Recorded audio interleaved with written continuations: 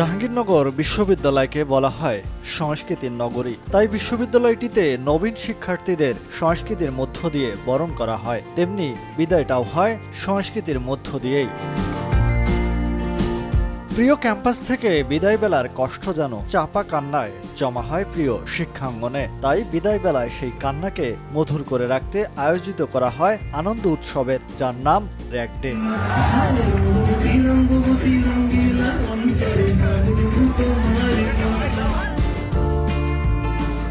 প্রতিবারের মতো এবারও ৪২তম ব্যাচের বিদায়ী অনুষ্ঠানে আয়োজন করা হয় র্যাগ ডের। বৃহস্পতিবার থেকে শুরু হয় এই অনুষ্ঠানের। তবে অনুষ্ঠানে পরিবেশিত নৃত্য নিয়ে সমালোচনার ঝড় সামাজিক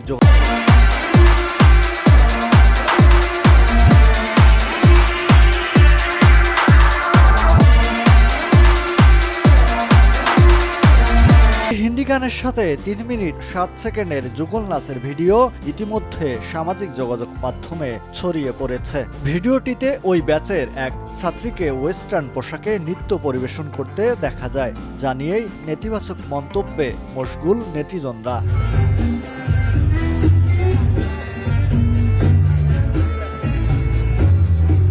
বিশ্ববিদ্যালয়ের র্যাগ ডে অনুষ্ঠানে ওয়েস্টার্ন পোশাকের এমন উদ্দাম নৃত্য ভালোভাবে নেননি নেটিজেনরা। উদ্দাম এই নৃত্য ব্যক্তিগত ফেসবুক প্রোফাইলে শেয়ার করে অনেকে প্রশ্ন তুলেছেন, কোন দিকে যাচ্ছে প্রিয় শিক্ষাঙ্গন।